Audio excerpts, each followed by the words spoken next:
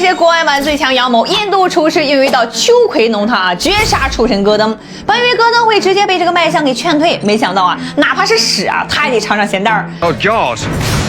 Does it normally look like a plate of liquid shit? Excuse me. Fucking hell!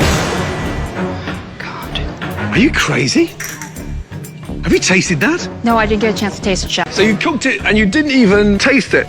I didn't have enough time. I'm so sorry you don't like it. It was completely repulsive. I would have rather had a cat shit in my mouth than have eaten that any further.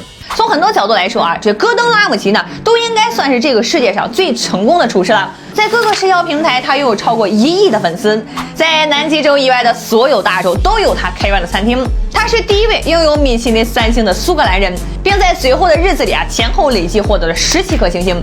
这个成就在历史上啊，虽然说仅次于法国人若尔·罗比雄的28颗星星的记录，但别忘了，戈登还制作出镜了和他所获米其林7星星几乎是等量的餐饮电视节目。在这个节目当中啊，操着一口标准的英国国骂的人，没错啊，他就是号称地狱厨神的全球第一厨师戈登·拉姆齐。然而啊，27年前呢，他还是一个一无所有啊，在后厨被人是指着鼻子痛骂，每天干到虚脱的无名小辈。为了翻身啊，他砸了全部身家，开了地下餐厅。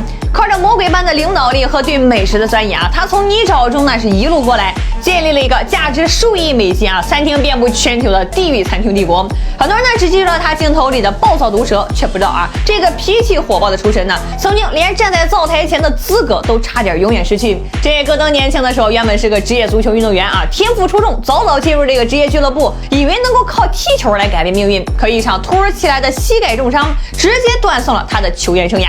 那梦想彻底破碎了，身无分文他呢，只能一头扎进这个厨房讨生活。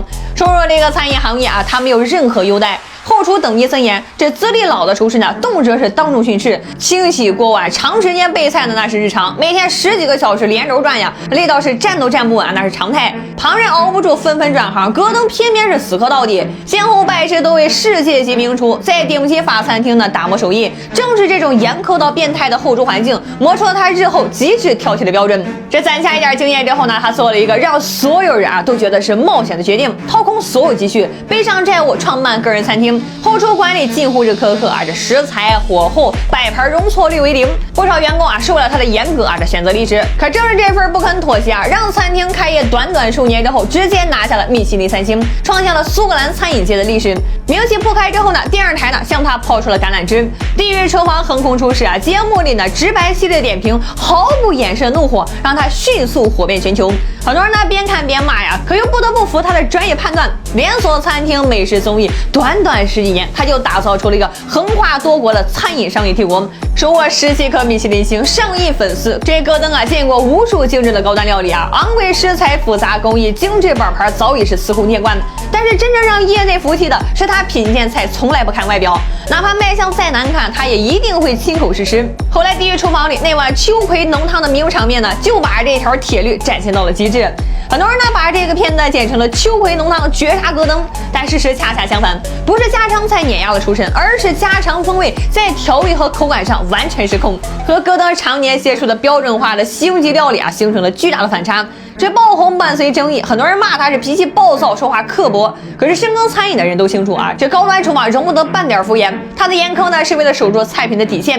面对顶尖主厨的食物呢，他不留情面；遇见用心打磨、调味均衡的本土风味呢，他又会放下所有的光环，真心欣赏，大方给出高分。名利双收的戈登从未停下脚步，一边持续运营全球门店啊，冲击更高的米其林荣誉，一边是持续拍摄美食节目，曝光小餐馆乱象，教普通人辨别食材优劣。当年那个一无所有的后厨学徒，凭着一股子不服输的韧劲儿，一步步登顶世界厨坛。